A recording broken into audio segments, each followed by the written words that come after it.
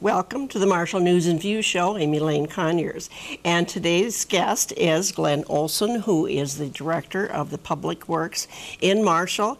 And we've had you on the show quite a bit because there's been so much going on this past year, especially this summer. And you've been a busy, busy person. And but it's a lot of good things have been accomplished, and we like to hear about it, and we'd like to hear what's going to happen in the future. Now, we're pretty much over 2015. I understand that you have put together a 5-year plan for the future. Mm-hmm. Tell me about that. That takes a lot of work and planning to do that, too. Yes, it does. What we try to do is have a 5-year capital improvement program for the city of Marshall. Generally, these projects are for capital improvements for streets and roads and bridges and things like that, both for the city streets and out at the airport as well. That's a requirement of the FAA and MnDOT Aeronautics, is to have a good 5-year plan so that you have something to not only plan off of, but for the projects, but for funding. Funding is a big deal with getting projects like this going. And you're right, 2015 was a extremely busy year for the city of Marshall, both for streets capital improvement programs, most notably the pedestrian overpass and the reduced conflict intersection that's now open to traffic. And hopefully the public has had some time to be able to go through the intersection much more safely than they had before. And we have had some good reports on the timing involved, especially during rush hour traffic, that it's really faster to go through there now than it was during the rush hour before. Backups and safety and uncertainties as far as other traffic and what they were going to do. So that was one major one. The A Street project, total reconstruction of all utilities and roadways on the A Street project, and then that was done in conjunction with the Department of Transportation's major projects in Marshall this year on East Main Street, on College Drive, on Highway 59 North, the bridge rehab that was done there, and then the county's project too on West Highway 68. So lots of major projects, and then of course we had the new liquor store opening, the library completions, just some major items this year. So now comes 2016, and we're already bidding projects for 2016. As a matter of fact, today we opened a bid opening for the Independence Park Pond cleanout. If you recall, that was before me when that was originally constructed in the late 70s. And so now it's 2016 already, and we have, there's approximately 19,000 cubic yards of sediment that's accumulated in those ponds. Those ponds weren't just built to look nice. They were functional ponds that are set up to capture the sediments that would have ultimately gone downstream to the rivers. And so now, this many years later, we're doing a project to clean that sediment out to make it again like new for sediment holding. So there'll be some work there. We will be bringing it to council at the next meeting to discuss that for award. But that would be the first one for 2016. We also have a lot of other projects, and I did bring my capital improvement program along, and I'll refer to that a little bit as we go, because there are a significant number of them. We have the Fairgrounds Bike Trail. Fairgrounds Bike Trail is something that we were made a part of the Legacy Grant through the county. The county actually applied for funds through the Legacy money in the state of Minnesota, received that money, and then allocated some of that funding for a portion of the Camden Park Trail, which is adjacent to the Marshall Golf Course next to the diversion channel. Well,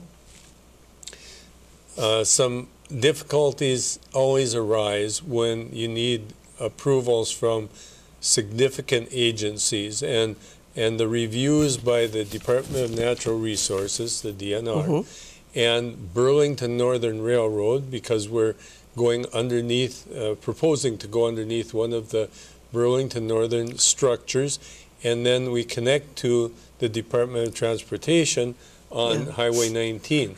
So we have a lot of significant reviews that needed to happen before we were approved for that. Right. We actually bid the project and held the project until we got those approvals.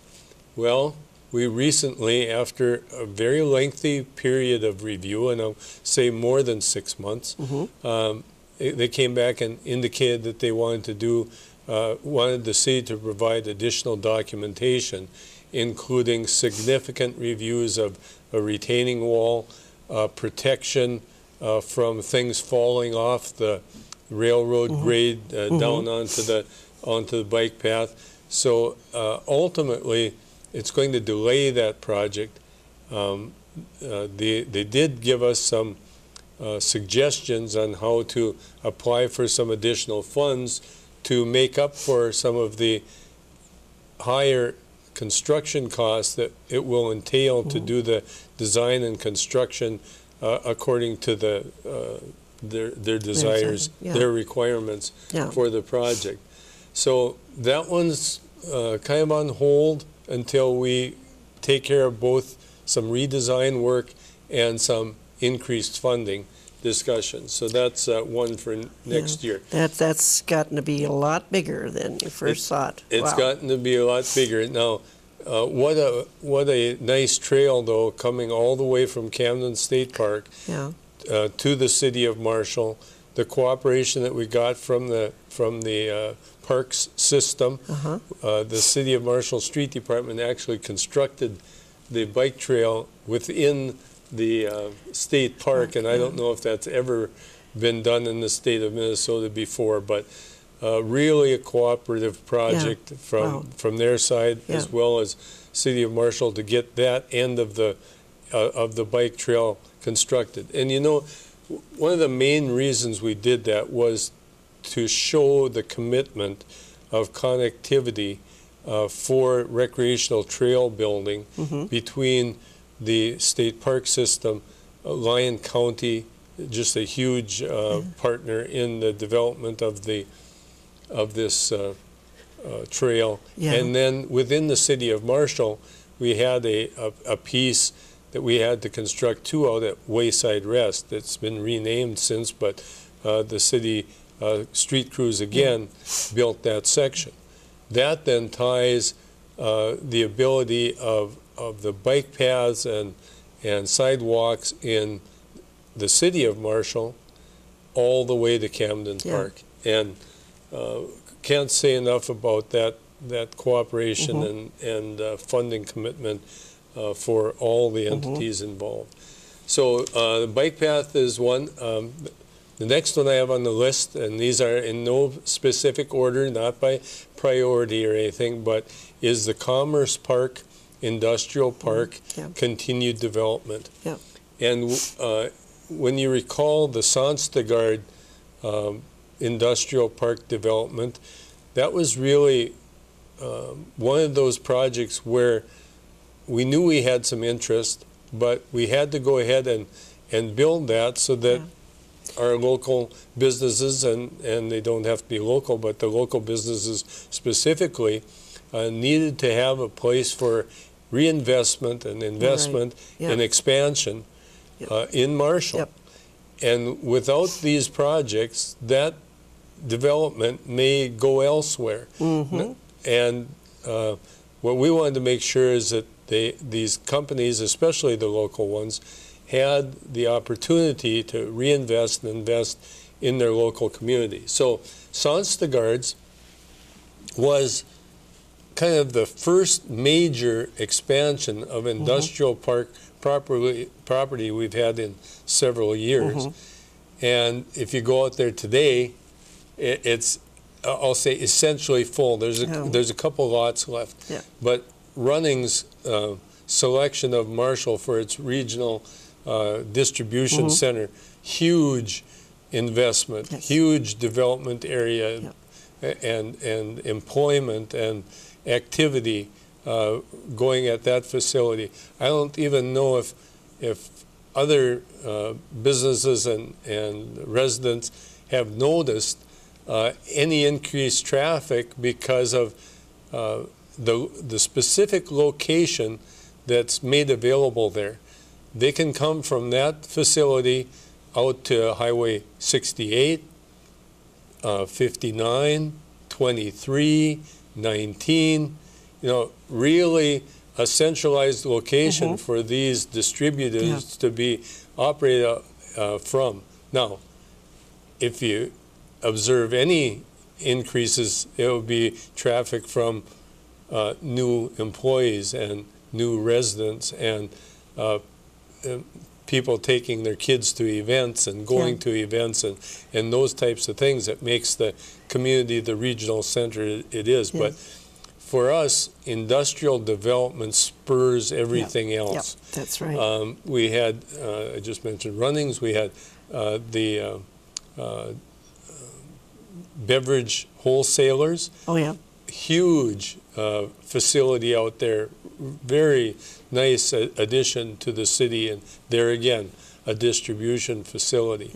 Ralco in their initial developments and continued developments for their operation, and there again, it's employees, it's transportation, it's getting their product in and out of this centralized area for the region.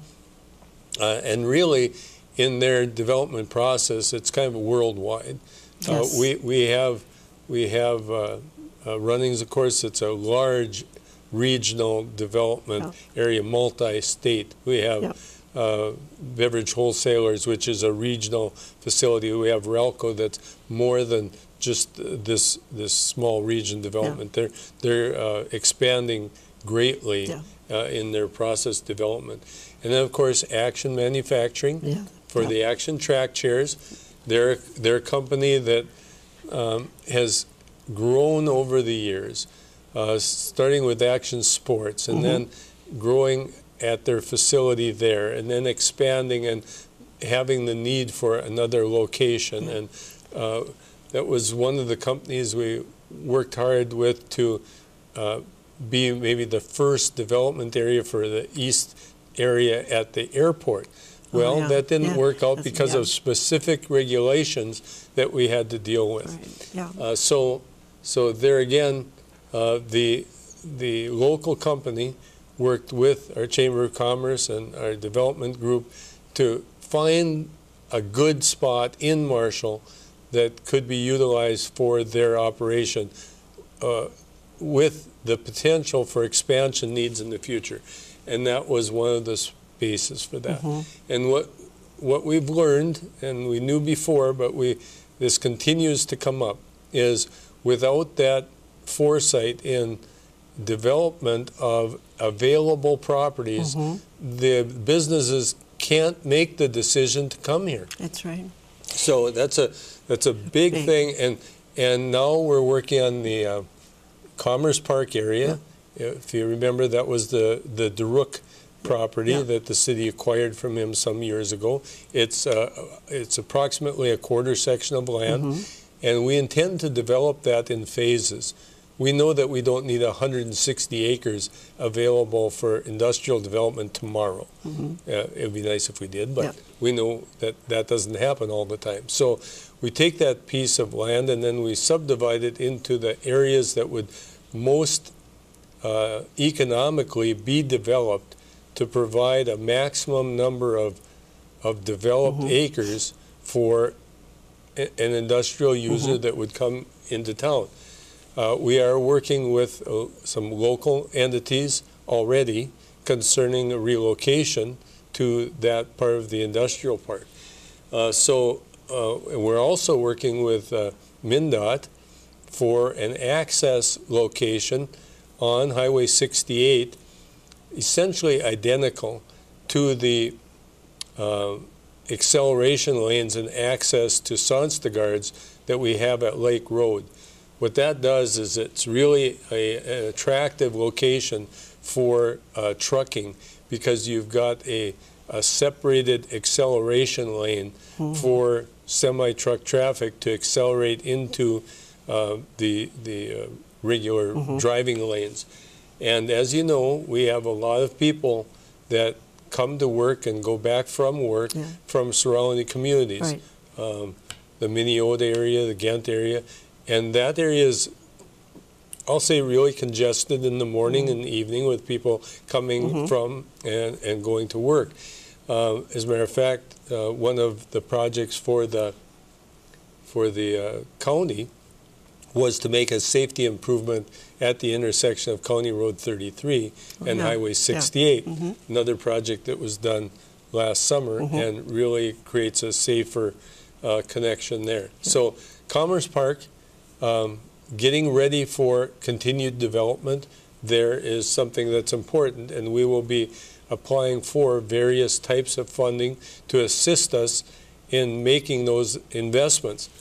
And one of the big things of that is that really those types of investments help this state as a whole, not just the city of Marshall, not just Lyon County, but they see that as being a real investment in the region, in the state, for continued development and expansion of those businesses that will stay here and pay taxes and and buy products and all those types of things. And I think it's so important that these locally grown businesses, like those that you mentioned, Runnings in Relco, that they started out here very small, and they have grown, and just like Schwann's did many years ago. They started out here as just a very, very small business, and look where they are today. And that's happening now also with these, with Runnings in Relco, and expanding over the states. Now, Runnings is doing business as far as Montana, is that right? Yes. Yes. And they've got other operations or discussions even as far east as New York. Oh, really? They're going that direction too? Okay. But how important that is, in here, they are located in Marshall. Yes. And I think that's so important to the community to be a part of that growth of industry. Yeah, we always congratulate the local businesses that have the need for expansion and have a significant investment here, but want to continue with that. It might be cheaper to move your operation elsewhere. That's a real difficult thing that Minnesota and City of Marshall has, is to compete with other communities in different states that may give up the farm, we call it. That just to get somebody to come in and build in their area. The competition that there is out there, it's not always the low dollar in the proposal. It's really the quality of the offer that you're making. And certainly the City of Marshall has to put its best foot forward in these negotiations. But really, I think it's the commitment of the families and the businesses that say, no, we're still staying here, and we're still going to be working here. And because they're familiar with it, they know the work ethic of the people here, they like the educational systems that are here. It's kind of different what sort of not incentives, but reasons that businesses have to locate somewhere. It's not always the bottom line of the cost for the for the lot that you're going to build on. Lots of other things come into effect there, and Marshall has a real strong community of ability to provide the services and have a good, livable community. Yeah. If you look at the other communities, I'm sure they all have their pros and cons, but Marshall really has a proactive, futuristic, if you want to call it, investing process of keeping Marshall the regional center for Southwest Minnesota. And I think everyone around us has seen that. Yeah. MnDOT has seen that. That's why we get funded with some of the projects that we've asked for, because the local community steps up and does their share. Maybe sometimes a little more than a little less, but they always step forward. When they commit to a project or a concept, it's committed to. The funding is sometimes, maybe a mixture of funding, private and public sources, to be able to attract outside funding as well. It's a real important item. Yeah, and I think too, these companies, since they've always been local, so to speak, they want to provide some good things for their workers too. And now the way that Marshall is growing and expanding and offering, like the Red Baron Center and all the activity that's going to be out there, that's something also for their workers too. They can still live in a small town, but still have activity like that here too. Great activities and good investment. It's not the Taj Mahal, but it's something that you can be proud of. Right. It's really looks good. Yeah. We talked about that a little bit when we did the pedestrian overpass. Did it need to be that fancy? Yeah. Well, there's very little that was project upgrades. The state of Minnesota, in its development of the bridge itself, the only things that we added on really was the small amount of scroll work at the top of the retaining structure, the City of Marshall sign, and the City of Marshall sign, of course, was kind of a joint conversation with how we should best provide destination signing for the City of Marshall. Historically, it's been maybe you put a sign, a kiosk, something at every location coming into town, at 4 state highways coming into town with 2 different locations at each one, and that's 8 of them, and the cost gets expensive. So I think we'll still do some of that when you don't have the traffic coming down 23, but that was one of the reasons for that type of signage. The archways that were put up at the entrances really were twofold. One is to create kind of a sense of place that this is where you enter and exit the bridge. The other is we have a pedestrian crosswalk for the residents south of 23, immediately adjacent to the manufactured home park, that really was a congested area for buses and traffic and pedestrians, and so it kind of sets it apart so that people kind of, we call it traffic calming, where because of that, the street narrows, the arch is there, you really notice that there's something going on there without even really having to know what's going on there. Okay, so it kind of slows you down and you kind of pause for a little bit, and there might be a pedestrian or a child that wants, other pedestrian that wants to come across, and so that helps. That doesn't mean we're done with projects. Oh, no. I know that we've already entered into a discussion with MnDOT on another safety corridor study. Oh, really? And that's on Highway 23 from County Road 7 to County Road 33. And included in that is some of the things that the public has always been concerned about. Speeds on Highway 23. Speed study will be done again by MnDOT. We have requested that before. The results came in. Times change. It's down the road again now. So with this study, every intersection between the 2 intersections I talked about will be reviewed. And that includes the Lion Street connection, the one by Independent Lumber, the one up at Amoret Street by the school, the 4th Street crossing on the south. So all of them will be looked at for existing conditions, projected conditions, and things will change. Traffic changes when we move the liquor store out by the Pizza Ranch area. That might change some traffic patterns. We installed the crossing at Windstar Street. That'll change some traffic patterns. We're going to be doing some changes to Tiger Drive past the high school, and certainly a lot more activity with the Sports Center and Expo Center and things like that located out there. So the projections of traffic will certainly be different on this study than they were 5 years ago even. So that's a major thing, and the public will be invited to attend.